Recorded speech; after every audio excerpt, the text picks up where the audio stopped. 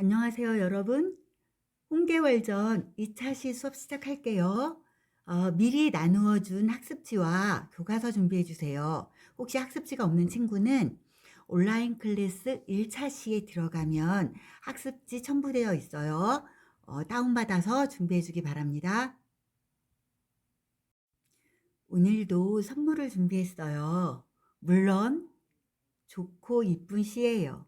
한번 읽어볼게요. 별, 박성우. 엄마 아빠랑 별을 보러 갔다. 우리가 별을 보려고 반짝이니까 별들도 우리를 보려고 반짝였다. 어때요? 괜찮아요? 아, 음, 우리가 보려고 반짝이니까 별들도 우리를 보려고 반짝인데요. 음, 여러분들이 읽을 때는 별 대신 여러분이 간절히 소망하는 걸 넣어보면 좋겠죠? 무엇을 소망하나요? 간절한 것? 별? 성적? 남자친구? 음, 미래에 대한 희망? 네, 희망을 한번 넣어볼까요? 별 대신 희망을 넣어서 읽어보세요. 우리가 희망을 보려고 열심히 반짝이면 누구들도 희망도 우리를 보려고 반짝일 거래요. 어때요? 위로가 되나요?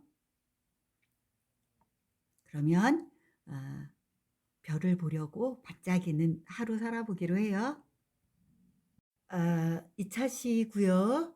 홍계월 전을 배우는데 조선시대 여성들의 삶 그리고 여성 영웅 이야기에 초점을 맞춰 읽을 거라고 했지요. 그래서 조선시대 여성들의 삶을 좀 더 구체적으로 이해할 수 있도록 영상 하나 보도록 할게요.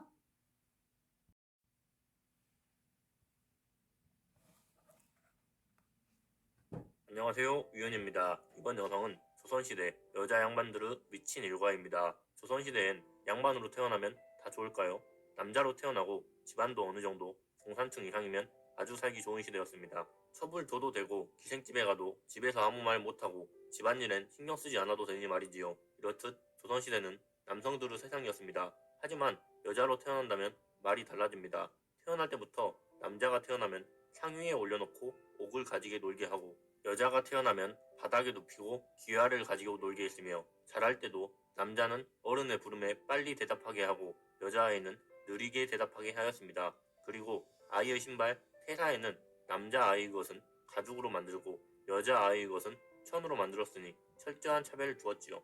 교육 내용에 대한 차별부터는 더 심했는데 남자는 5살이면 숫자와 동서남북 방위를 가리키고 9살 때 날짜를 헤아리는 것을 가리켰으며 10살이면 밖으로 내보내 스승에게 배우게 하였으나 여자는 10살이 되면 집 밖으로 나가서는 안 되며 방적, 양잠, 의복짓기, 제사 차리기 등을 배웠습니다. 일상생활에서의 차별은 지부 구조 자체가 안채와 사랑채로 구분되어 있으며 안채는 여자 중심의 생활공간, 바깥채는 남자 중심의 생활공간으로 나뉘어져 있으며 안채와 사랑채 사이에는 중문이 있으며 특별한 경우를 제외하고는 남녀 모두 중문을 넘어가지 않았습니다. 또 여자는 남자가 방문하는 경우 3촌 이내의 친척 외 사람이 방문해서는 안 됐으며 남녀의 길도 달리해서 남자는 우측, 여자는 좌측으로 걸어야 했습니다.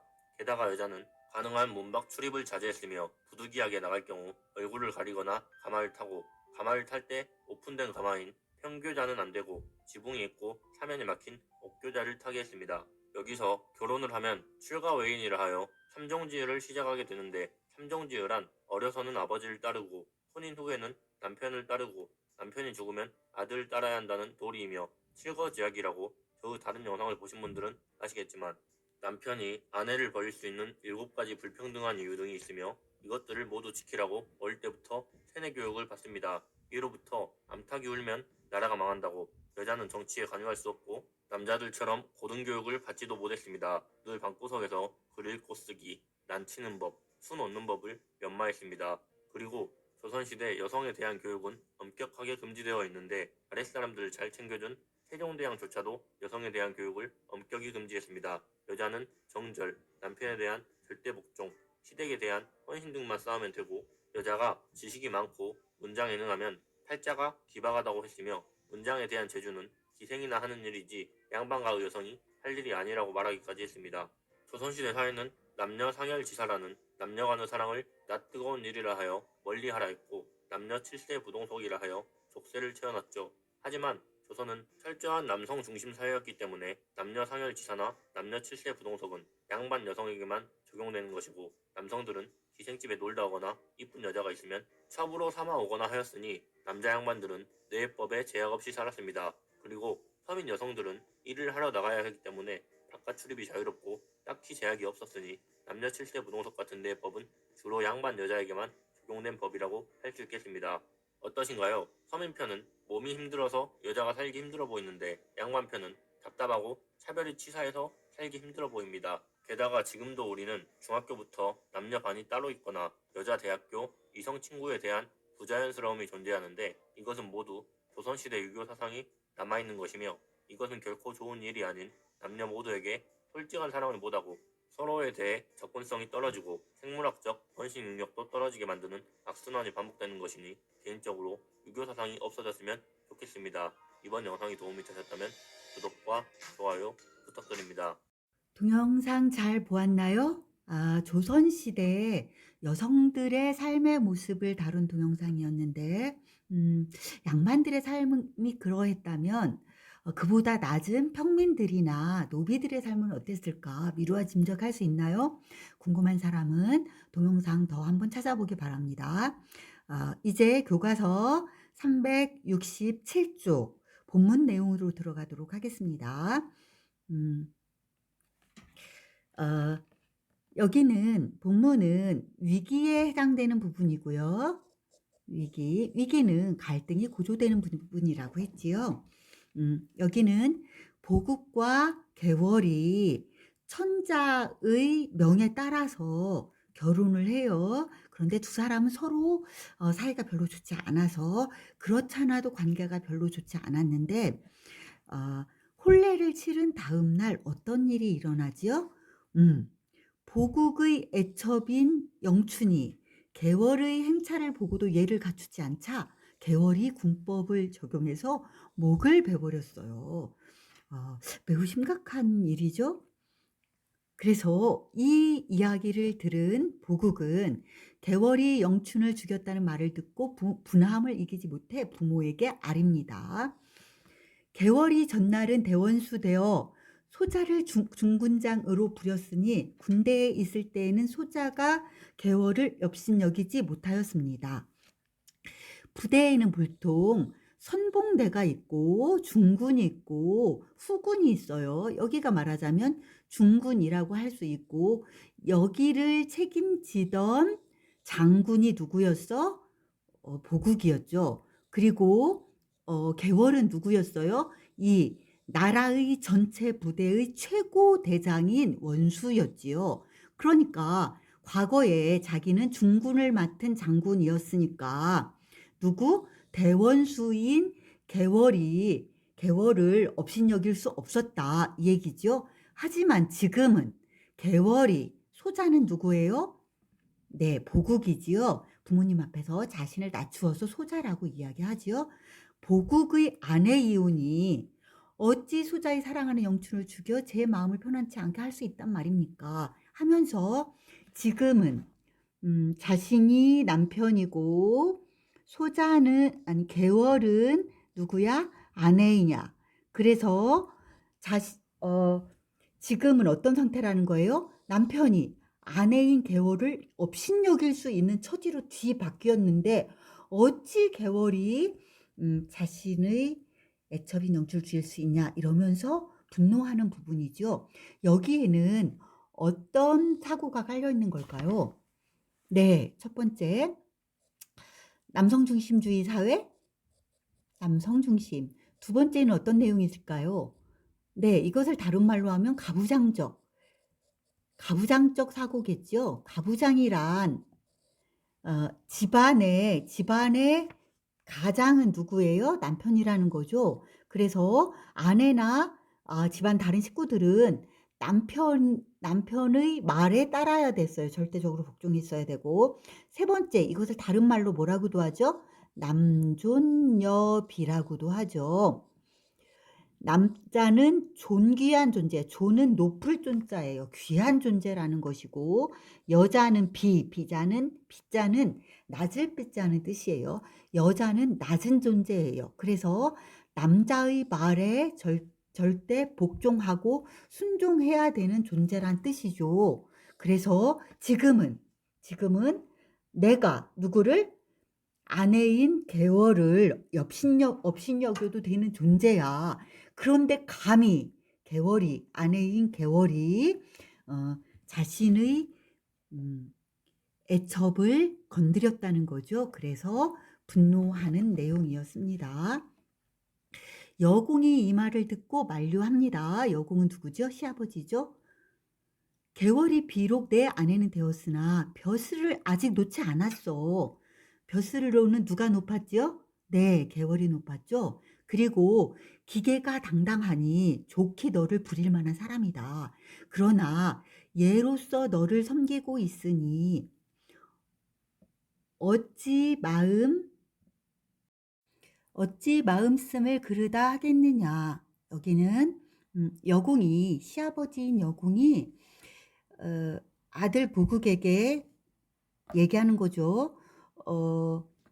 개월은 너보다 벼슬도 높고 능력이 뛰어나다. 근거를 한 가지 든 거예요. 두 번째는 영춘은 내 첩이다. 처가 아니가 첩이다. 자기가 영춘이가 거만하다가 죽임을 당했으니 누구를 하나겠느냐.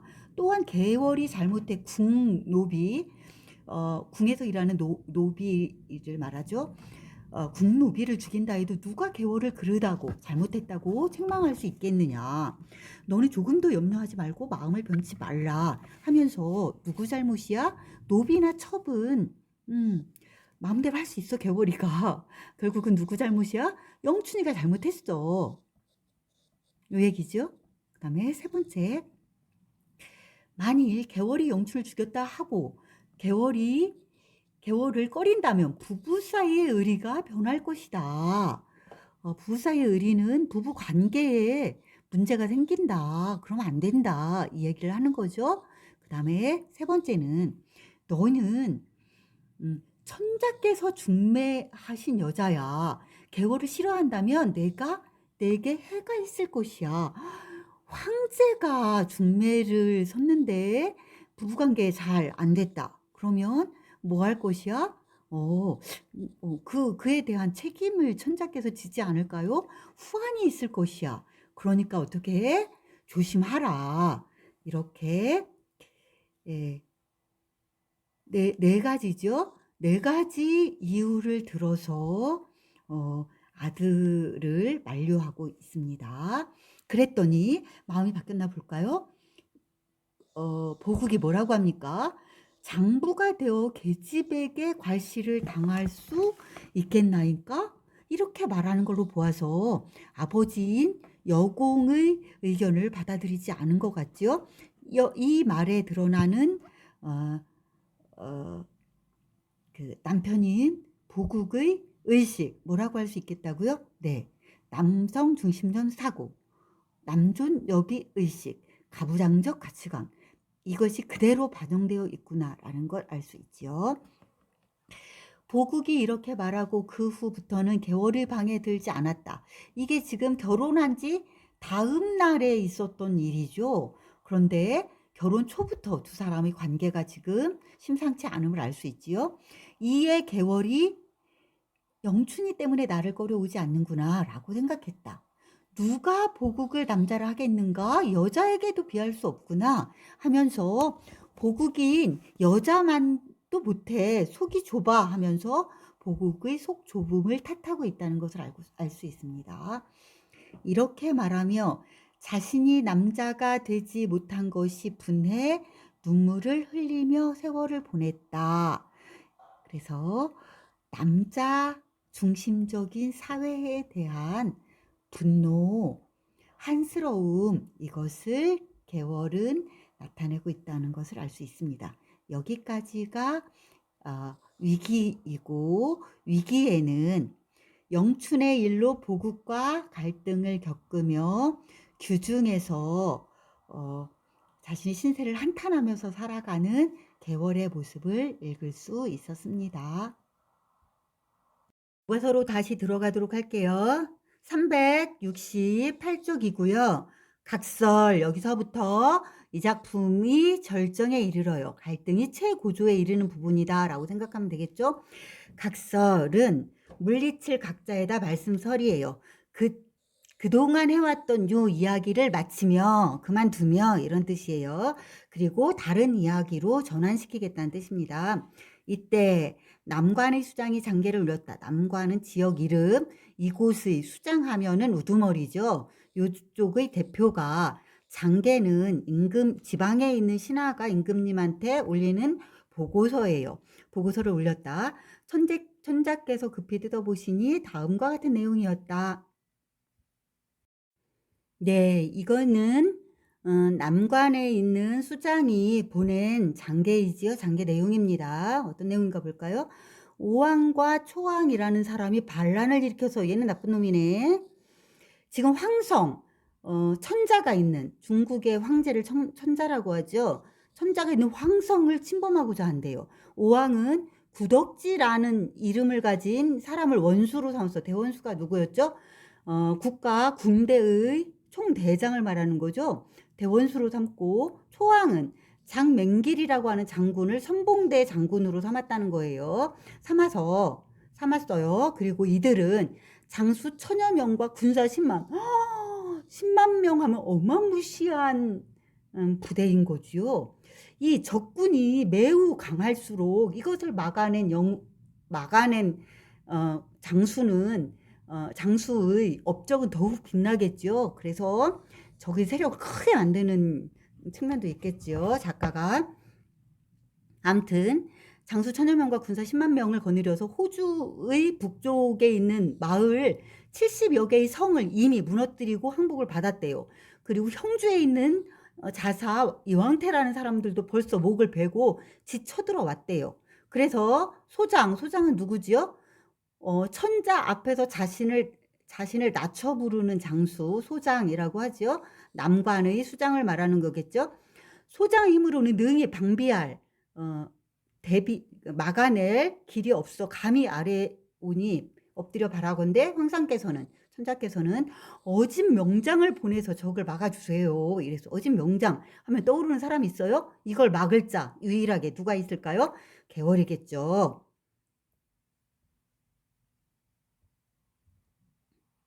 천자께서 보시고 크게 놀라 조정의 관리들하고 의논했어요. 그랬더니 우의정이죠. 우승상이 말했어요. 이 도적은 좌승상 평국 나왔습니다. 개월의 남자 이름이죠. 평국을 보내야 막을 수 있다. 부르자. 이랬더니 천자가 그 얘기를 듣고, 평국이 전날에는 세상에 나왔었다. 그쵸? 남장을 하고 벼슬을 해서 벼슬을 얻어서 사회생활을 하고 있었지만 지금은 규중의 여자이지요. 어떻게 전쟁에 내보내겠냐. 조선시대의 여자들은 공식적으로 사회생활을 할 수 있었어요? 없었어요? 없었지요. 그래서 이렇게 말합니다. 그랬더니 신하들이 아래요. 평국이 지금 규중에 있으나 이름이 조야에 있고, 조야는 무슨 뜻이라고 했죠? 조정과 민간을 통틀어 이르는 말. 그러니까 조정과 민간 하면은 온 세상에 안팎으로 다 이름이 널리 알려져 있다는 거야. 유명한 장군으로. 또 장록을 거두지 않았어요. 장록은 벼슬을 말하는 거죠. 벼슬을 아직 거두지 않았어. 그러니까 어찌 규중에 있다고 꺼리겠나이까. 벼슬자리 아직 있으니까 불러도 돼요. 이렇게 얘기한 거죠. 그랬더니 천자가 마지못해서 평국을 불렀어요. 평국은 규중에 홀로 있으며 매일 시녀를 데리고 장기와 바둑으로 세월을 보내고 있었다. 조선시대 여인의 모습. 그렇게 훌륭한 장수이지만 평국이 집에서 여자로 있을 때는 별로 쓸모없이 지내고 있는 모습이 여기 그려진다고 볼 수 있겠습니다. 그런데 사관이 와서, 사관은 심부름하는 관리를 말하는 거예요. 심부름꾼이 와서 천자께서 부르신다는 명령을 전했다. 평국이 크게 놀라 급히 여자 옷을 조복으로 갈아입고, 조복, 이것은 남장일까요? 여장일까요? 당연히 남장이겠죠. 여자는 사회생활을 할 수 없어서 남장을 하고서야 비로소 어 조정에도 나가고 사회생활을 할 수 있었다는 걸 알 수 있겠죠. 조복으로 갈아입고 사관을 따라 임금 앞에 엎드리니 천자께서 크게 기뻐하며 말씀하셨다. 경이 규중으로 들어간 후로 오랫동안 보지 못해 밤낮으로 사모하더니 이제 경을 보니 기쁨이 한량없도다. 편국을 아주 아끼고 사랑하는 황제의 모습을 알 수 있지요.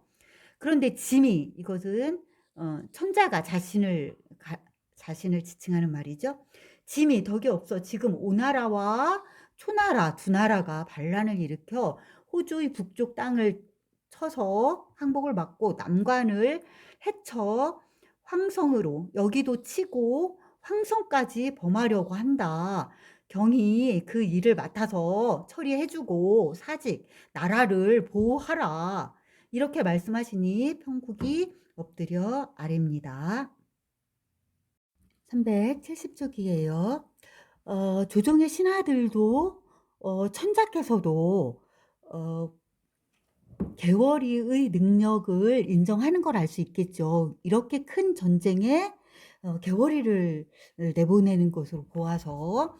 그러면 370쪽 보도록 하겠습니다. 신첩이 외람되게 폐화를 속이고, 신첩은 오나라와 초나라의 왕이 반란을 일으켜서 황성으로 쳐들어오자 개월이에게 나가줄 것을 요청하는 것으로 보아서 개월의 능력을 완전 인정하는구나 라는 걸 이해할 수 있죠. 그러면 370쪽 보도록 하겠습니다. 신첩이 외람되게 폐화를 속이고, 신첩은 왕 앞에서, 왕이나 천자 앞에서 여자가 자신을 낮출 때 신첩이라고 해요. 외람되게 행동이나 생각이 분수에 지나치게 폐화를 속이고, 뭘로 속였죠? 네, 남장을 해서 여자인 척해서 벼슬까지 갔었죠. 그걸 말하는 거예요. 공후의 장록을 받아 벼슬자리를 받아 영화로이 지낸 것도 황송하운데 폐하께서는 죄를 용서해주고 신첩을 사랑해주셨어. 그래서 어리석지만 온님을 다해서 성은은 임금님의 은혜, 천자에 대한 은혜 만분의 1이라도 갚으려 하니 근심하지 마세요. 이러면서 전쟁에 나가겠다고 하는 거죠. 그랬더니 천자께서는 크게 기뻐하면서 수많은 군사와 말을 증발해 주셨어요. 모아 주셨어요. 그리고 벼슬을 높여 편국을 대원수로 삼으시니 그 나라 군사의 최고 통솔자, 말하자면 대장군을 말하자면 원수라고 하죠. 원수를 더 높여 부르는 말을 대원수라고 해요. 말하자면 이런 거지. 제천여고를 대제천여고, 제천고를 대제천고, 뭐 이렇게 높여 부르는 거예요. 사무신이 원수가 사은 숭배하고 사은은 은혜에 감사하는 큰 절을 올리고 우의를 예의를 갖추어 친히 붓을 잡아 보국에게, 남편이죠. 남편에게 전령을 내렸다. 전령은 명령을 담은 명령서예요. 서문. 남편에게 드디어 이제 어떻게 하나 봅시다. 적병의 형세가 급하니 중장군은 급히 대령하여 군령을 어기지 말라. 남편은 누구? 중군의 장수. 자신은 누구? 대원수. 누가 높아요? 당연히 대원수가 높지요. 이제 편국이 대원수가 되는 순간 남편은 자기의 아래 장군이 되는 거죠. 휘하 장군이 되는 거죠. 그래서 명령을 내리면 어떻게 해야 돼요? 다 받들어야 되겠지요. 그래서 특히 강조하는 것 같아요. 군령을 어기지 말라 하고 명령적 어조도 있고요. 그 다음에 어떻게 되나 볼까요? 보국이 전령을 보고 분함을 이기지 못해 부모에게 말했어요. 개월이 또 소자를 중군장으로 부리려 합니다. 이런 일이 어디에 있사옵니까? 왜 또 이거 못 받아들이는 거죠? 그렇죠. 자기는 가부장인데, 자기는 남성인데, 감히 여자가 나에게 명령을 하다니, 이래서 아내인 개월이 자신한테 지시를 하고 명령을 하는 것에 대해서 불만을 가진 거지요. 그랬더니 시 아버지인 여공이 뭐라고 하나 볼까요? 여공이 말했다. 전날 내가 너에게 무엇이라 일렀더냐. 개월이를 괄시하다가 이런 일을 당했으니 어찌 개월이가 그르다는 잘못됐다고 잘못했다고 하겠느냐. 나란 일이 더할 수 없이 중요하니 어찌할 수 없구나 하면서 나라 일이 더 중요해. 나라 일을 보통 뭐라고 하죠? 공적인 일이라고 하지요. 남편과 아내 사이의 일은 사적인 일이지요. 그래서 사적인 일보다 뭐가 더 중요하다? 공적인 일이 더 중요하다라고 이야기를 하지요. 이렇게 말하고 어서 가기를 재촉했다. 보국이 할 수 없이 갑옷과 투구를 갖추고 진중. 진은 군대가 주둔하고 있는 진영 가운데 뭐 요 정도로 해석하면 되죠. 부대가 있는 곳으로 가서 원수 앞에 엎드리니 원수가 분부했다. 원수는 누구죠? 내 계월. 만일 명령을 거역하는 자가 있다면 군법으로 시행할 것이다. 보국이 겁을 내어 중군장 처소로 돌아 명령이 내려지기를 기다렸어요. 원수가 장군에게 임무를 각각 정해주고 추구월 갑자일에 행군하여 11월 초하루에 남간에 당도했습니다. 여기 중요해요. 여기 추 9월이라면 가을 9월 갑자일은 뭐 60갑자의 첫째 날이라는 건데 9월 어느 날이었어요. 그런데 이때 황성은 어디라고요? 천자가 있는 도성, 천자가 있는 거기 말하자면 수도이죠. 수도에서 남관까지 가는데 얼마큼이 걸렸어요? 2달이나 걸리는 거리예요. 요거 꼭 기억해야 돼요. 다음에 요것과 관련한 표현상의 특징을 알아봐야 됩니다. 2달이나 걸려서 남관에 갔다. 황성에서 9월에 출발해서 11월에 남관에 도착했어요. 2달이 걸렸다고 했습니다. 그리고 남관에서 3일을 머무르고 즉시 떠나서 5일째에 어디에 천촉산을 지나서 영경루라는 곳에 다다랐어요. 그랬더니 거기에 누가 적군의 병사들이 평온의 진을 치고 있었어요. 단단함이 철통과도 같았어요. 원수가 적진을 마주보고 진을 치고 명령을 하달했어요. 장군의 명령을 어기는 자는 곧바로 뵐 것이다. 이러한 호령이 추상 같았으므로 추상은 가을추 서리상, 가을의 서리발처럼 차가웠다는 거죠. 그래서 장수와 군졸들이 겁을 내어 어찌할 줄 모르고 보국은 또 매우 조심했어요. 보국, 내가 이렇게 무섭게 나와요. 조심했어요. 이튿날 원수가 중군장에게 분부했다. 원수는 누구? 개월. 중군장은 누구? 보국이죠. 남편인 보국. 뭐라고 명령을 했냐면 며칠은 중군장이 나가 싸우라. 저하고 싸우래요. 중군장에게. 중군장이 명령을 듣고 말에 올라 3척이나 되는 장검을 들고 적진을 가리켜 소리질렀다. 나는 명나라 중군 대장 보국이다. 대원수의 명령을 받아 너희 머리를 베려하니 너희는 어서 나와 칼을 받으라. 그랬더니 누가 나왔을까요? 적장 운평이 나왔어요. 소리를 듣고 크게 성을 내어 말을 모아 나와서 싸웠어요. 삼합을 못하여. 삼합은 서로 공격을 주고받는 것, 한 차례 주고받는 것을 일합이라고 해요. 그러면 삼합이면 3차례 정도 공격을 주고받지 못해서 보국의 칼이 빛나며 운평의 머리가 말 아래 떨어졌어요. 적장 운경이가 운평이 죽은 것을 보고 또 화를 내서 달려들어왔어요. 보국이 기세 등등하여 창을 높이 들고 서로 싸웠어. 몇 합이 못 돼요. 보국이 칼을 날려 운경의 칼을 든 팔을 치니 운경이 미처 손을 올리지 못하고 말 아래 떨어졌어요. 보국이 운경의 머리도 베어들고 본진으로 이제 승리했다 하면서 본진으로 들어가려고 하는 찰나 적군 구덕지 있죠? 대원수였죠? 적장 구덕지가 대로에 크게 노활로자예요. 크게 분노하여 긴 칼을 높이 들고 말을 몰아 크게 고함을 치고 달려들었다. 난데없는 적병이 또 사방에서 적장 구덕지와 함께 적병이 사방에서 달려들었어요. 이거는 반칙이지요. 달려드니 보국이 겁이 나고 두려워 피하려고 했으나 순식간에 적들이 함성을 지르고 보국을 천여 겹이나 되게 에워쌌어요. 형세가 위급함으로 보국이 하늘을 우러러 탄식했어요. 어떤 생각이 났겠어요? 와, 이제는 죽었구나 라고 생각을 하겠죠? 적이 이렇게 1000겹이나 넘게 에워쌌으니 보국이 처한 이 상황을 뭐라고 할까요? 사면초가 사방으로 적군이 둘러싸여서 매우 위태로운 지경을 사면초가라고 하죠. 한자어로. 그래서 탄식을 합니다. '이제 죽었구나.' 하고. 이때 원수가 장대에서 장대는 어 부대의 장군이 지휘하는 대지요. 어 대 그 대회 위에 올라가서 싸움하는 것도 보고 명령도 내리고 그래요. 그 장대에서 북을 치다가 보국의 위급함을 보고 급히 말을 몰아 긴 칼을 높이 들고 좌충우돌에 적진을 해치고 구덕지 머리를 쫙 베었어. 우와. 그 남편인 보국은 구덕지한테 당했는데 보월은 한 방에 그 적의 대원수인 구덕지의 머리를 베었습니다. 역시 능력 있지요?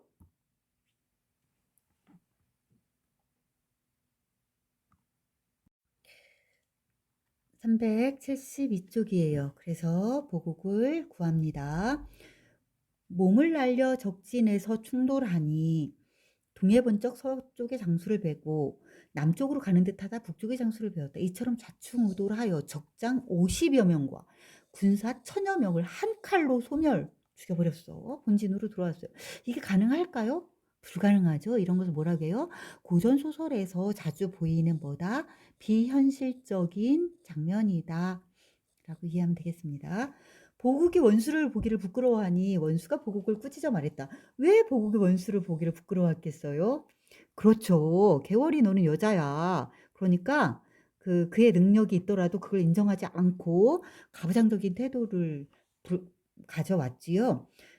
그러니까 원수가 보국을 꾸짖었어요. 저러고서도 평소에 남자라고 칭하리오 나를 업신여기더니 이제도 그렇게 할까 하면서 보국을 조롱합니다. 가부장적 태도에 대해서. 이때 원수가 장대는 장군이 올라서서 지휘도 하고 이러는 자리를 잡고 앉아 구덕지 머리를 하매는 상자죠. 상자에 담아 황성은 누가 있는 곳? 천자 있는 곳으로 천자에게 보냈어요. 한편 오나라와 초나라 두 왕은 서로 의논하며 말했어요. 평국의 용맹을 보니 옛날 조자룡, 아주 삼국지에 나오는 뛰어난 장수예요. 조자룡이라도 당하지 못할 것이니 어찌 대적할 것이며 평국이 명장 구덕지, 자신네들의 뛰어난 장수였던 구덕지를 죽였으니 이제는 누구와 함께 큰일을 도모는 뭐지요? 황성을 쳐서 천자를 죽이고 중국이란 나라를 빼앗는 거였겠죠. 도모하리요? 이제는 우리 양국이 우리 두 나라가 평국의 손에 망할 것이다. 이렇게 말하며 눈물을 흘리니 맹길이 아뢰었다. 아, 맹길이라는 선봉 대장이 하나 있었죠. 맹길이 말합니다. 대왕은 염려치 마옵소서. 소장에게 한 묘책이 있으니 평국이 아무리 영웅이라도 이 개교는 알지 못할 것입니다. 이 개교로 천자를 개교는 뭐래요? 천자를 사로잡는 것이래요. 사로잡을 것이니 근심하지 마옵소서. 지금 황성 어디? 황제, 천자가 있는 도성에는 누구만 있어? 모든 군사를 평국이한테 보내고 가까이에서 모시는 신하들 몇 명만 있을 것이라는 거야.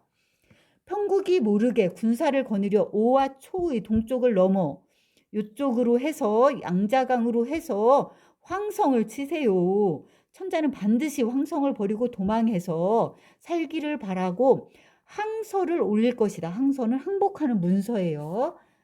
올릴 것이니 그렇게 하옵소서. 이렇게 말하고 즉 관평을 불렀다. 관평이라는 다른 장수를 부른 거예요. 누가? 맹길이라는 장수가 그대는 본진을 지켜. 본진은 여기는 어디를 말하는 거지요? 본진은 그 천촉산을 지나 있는 영경로 있는 거기 지금 말하는 거죠. 본진을 지켜서 평국이 아무리 싸우자 해도 절대 나가지 말라. 그리고 내가 돌아오기만을 기다려라. 본진을 지키고 싸움을 하지 말고 시간을 끌어라 이 얘기지요. 그럼 평국은 어디 있겠어요? 당연히 여기 있겠죠. 적하고 대치하고 있는 상황이니까. 그러고서 이날 밤 삼경은 한밤중이라고 했죠. 11시부터 1시까지 장수 100여 명과 군사 1000명을 거느리고 황성을 향해 갔다. 누가? 맹길이가. 이때 천자께서는 구덕지의 머리를 받아보시고 크게 기뻐하시며 신하들을 모아 편국 도부를 칭찬하시고 태평으로 지내고 계셨다. 그런데 이때 우나라 초나라의 동쪽 관문의 수장이 장계를 올렸다. 그 관문을 지키는 대장을 말하는 거죠. 아까 뭐라고 했어요? 맹기리가 오와 서의 동쪽을 넘어서 양자강을 지나서 황성을 친다고 그랬죠. 그랬는데 오나라 초나라 동쪽 관문을 지키고 있는 장수에게 장계가 온 거예요. 장계는 뭐라고 했죠?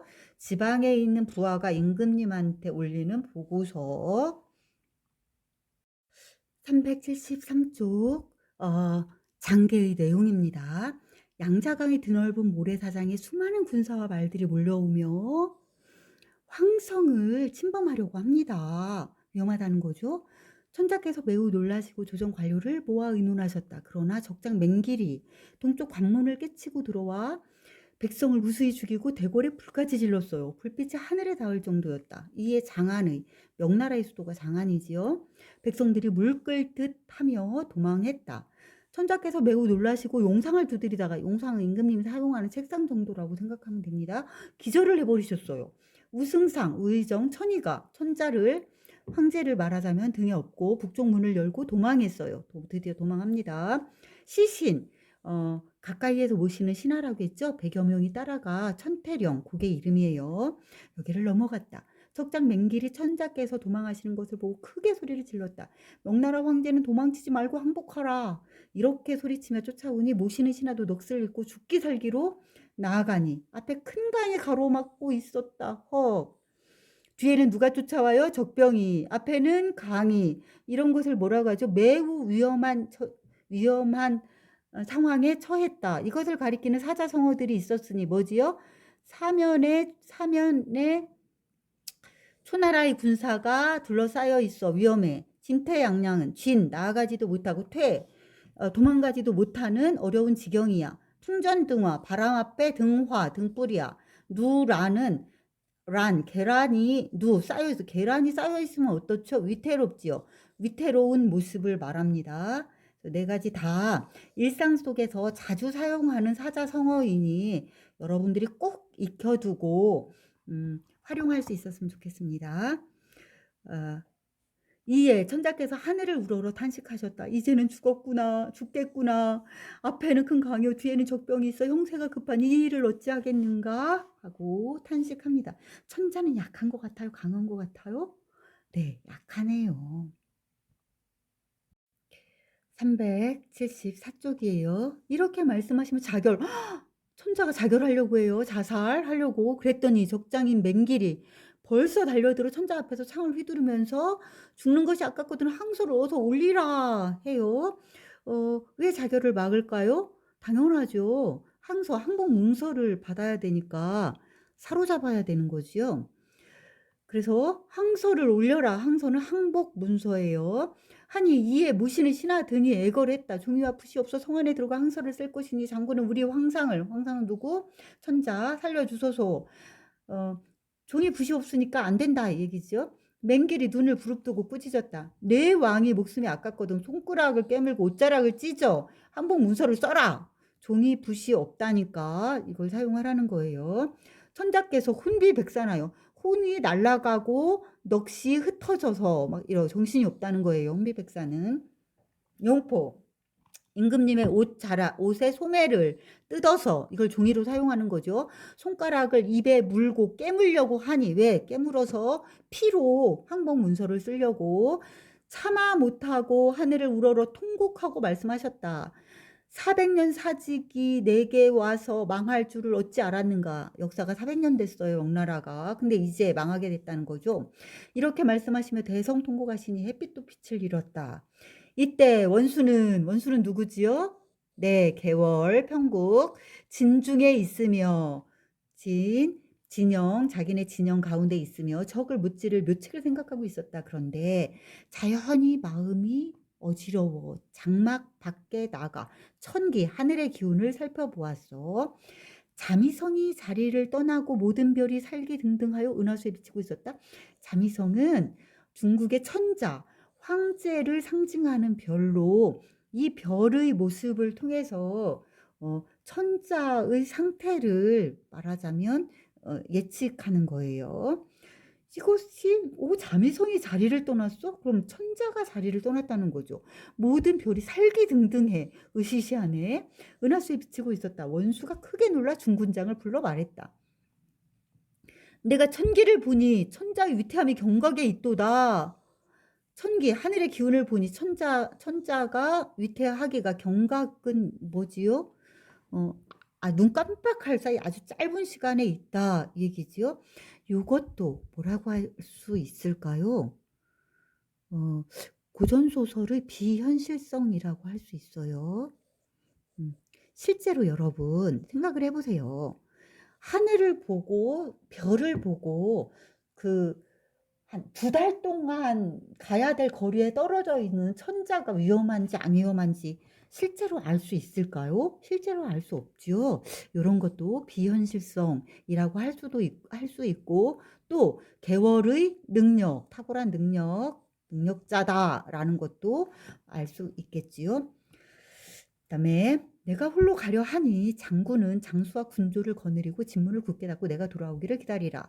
이렇게 말하고 칼 한 자루를 쥐고 말에 올라 황성으로 향했다. 혼자 간대요. 혼자. 맹길은 몇 명 정도 데리고 가던가요? 1000여 명이나 되는 군사를 데리고 갔지요. 동방이 밝아오므로 바라보니 하룻밤 사이에 황성. 제가 요것 때문에 여러분 보고 아까 별표하라고 했습니다.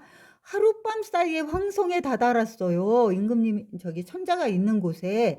아까 갈 때는 얼마큼 걸렸다고 했죠? 2달.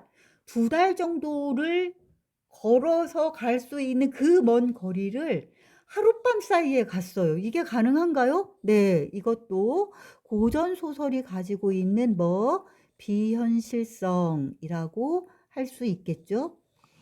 성 안에 들어가서 보니 장안이 비어있고, 장안은 뭐라겠어요? 명나라의 수도. 장안이 비어있고 궁궐은 불타서 빈터만 남아있었다.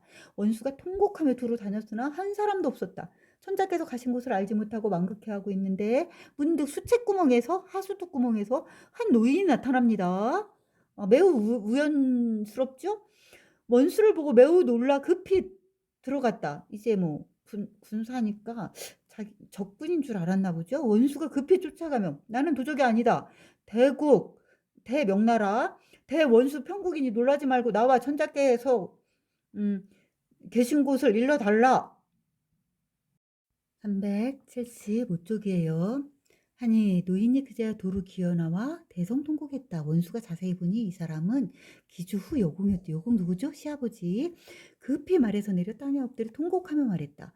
시아버님 무슨 연유로 이 수채구멍에 몸을 감추고 있습니까? 소부는 자신을 가리키는 말이에요. 자신을 낮추어서 자신의 부모님과 시모님, 어머님, 시어머님은 어디로 피난했습니까? 하니까 여공이 울면서 말해요. 뜻밖의 도적이 들어와 대굴에 불을 지르고 노략질을 하고 장안은 명나라의 수도. 장안의 백성들이 도망갔는데 나는 갈 길을 몰라서 이 구멍에 피난했어. 사돈 2분과 내 시어머니는 어디 간지 모르겠어. 이렇게 말하고 통곡하니 원수가 위로했다.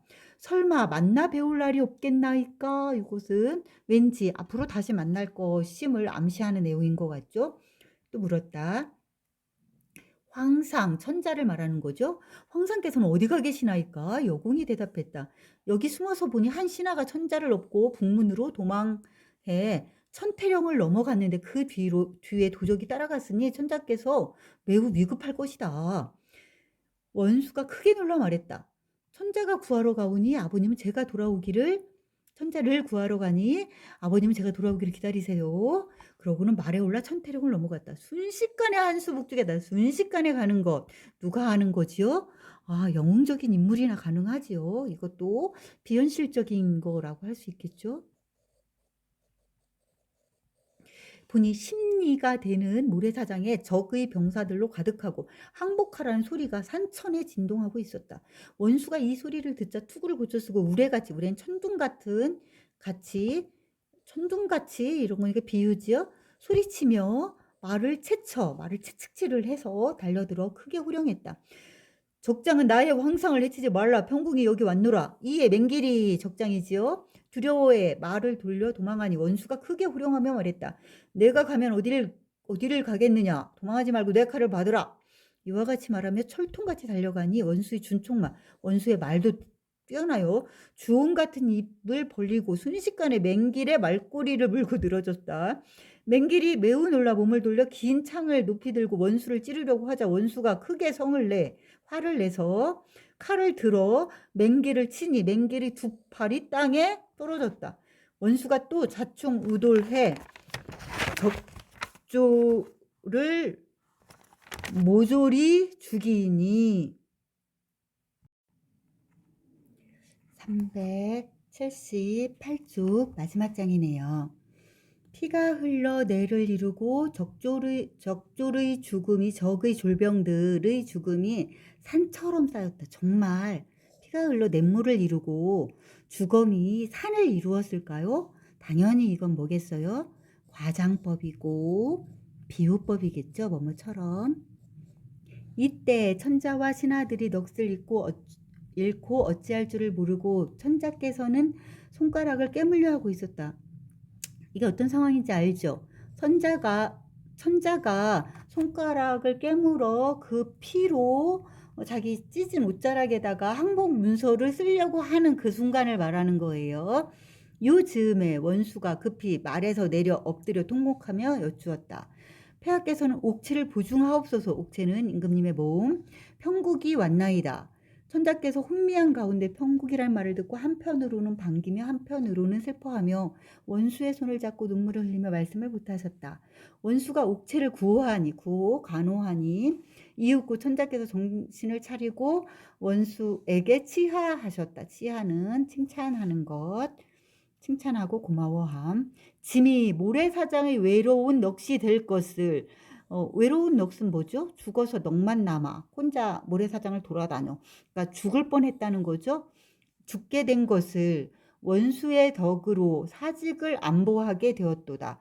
사직은 나라와 조정을 지키게 되었도다. 이 얘기죠. 원수의 은혜를 무엇으로 갚으리오? 이렇게 말씀하시고 원수는 만리 변방에서 어찌 알고 와 짐을 구했는고. 그치요. 한 2달 정도로 가야 될 그 먼 거리라고 했죠. 변방이. 하시니 원수가 엎드려 아뢰었다.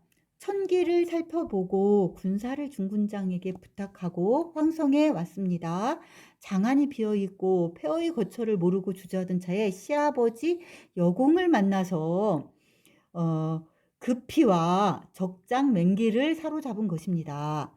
말씀을 대강 아뢰고 나와서 살아남은 적들을 낱낱이 결박해 앞세우고 황성으로 향했다. 원수의 말은 천자를 모시고 맹길이 탔던 말은 원수가 탔으며 행군 북을 적장의 등에 지웠어요. 모시는 신하를 시켜 북을 올리게 하며 궁으로 돌아갔다. 천자께서 말 위에서 용포, 임금님이 입는 옷, 소매를 들어 춤을 추며 즐거워하시니 신하들과 원수도 모두 팔을 들어 춤추며 즐거워했다. 천자를 구하고 나라를 구해서 궁궐로 돌아가는 개월의 모습을 다루고 있습니다. 뒷부분의 줄거리 보도록 할게요. 개월이 천자를 구한 사이 보국도 승리를 했네요. 오왕과 초왕의 항복을 받아서 돌아오는데 개월이 적장 맹길인 체하며 보국을 속여서 또 조롱을 합니다. 암튼 보국은 모든 면에서 자기보다 우월한 개월의 능력을 드디어 인정했어요. 그러니까 그동안에 보국과 개월의 갈등은 이 지점이라고 할 수 있죠. 자기보다 우월한 개월의 능력을 인정하지 않고 누구로서 여자로서 남존여비, 남자는 귀하고 여자는 낮아서 남자에게 순종해야 되는 대상으로만 보면서 둘이 갈등했었던 건데 드디어 뭘 하게 된 거예요? 네, 개월의 능력을 인정한 거예요. 그러면서 두 사람의 갈등은 해소되게 되는 거지요. 그 다음에 두 차례에 걸친 국가의 위기. 이게 말하자면 영웅의 이야기 구조에서 나라가 망할 뻔한 위기에 있는 것을 누가? 개월이가 전쟁에 나가서 싸워서 이겨서 나라를 구하는 위대한 업적을 말하자면 위대한 업적을 달성을 한 거지요. 그래서 개월을 우리는 누구라고 한다? 영웅이라고 한다. 그래서 대사마 대장군이라는 자기를 받고 또한 천자는 보국을 승상으로 그리고 여공은 누구죠? 시아버지죠. 시아버지를 오왕으로 홍무는 누구죠? 아버지죠. 아버지를 초왕으로 봉한다. 이후 개월은 보국을 예를 다해서 섬기고 행복하게 살고 그들의 자손은 대대로 부귀영화를 누린다. 이 측면이 뭐지요? 여기서부터 자기를 받는 데서부터 여기까지가 말하자면 행복하게 살았다라는 이야기를 하는 거죠. 행복한 결말이라는 고전 소설의 특성을 보입니다. 소설 다 읽었어요. 중간에 끊기가 애매해서 내친 김에 그냥 다 읽었는데 오늘 시간이 좀 지체한 대신 다음 시간에 좀 짧게 할 테니까 즐거운 이후 시간 됐으면 좋겠습니다. 다음 시간에는 오늘 읽었던 것과 관련된 학습 활동을 하도록 하겠습니다. 다음 시간에 봐요. 안녕.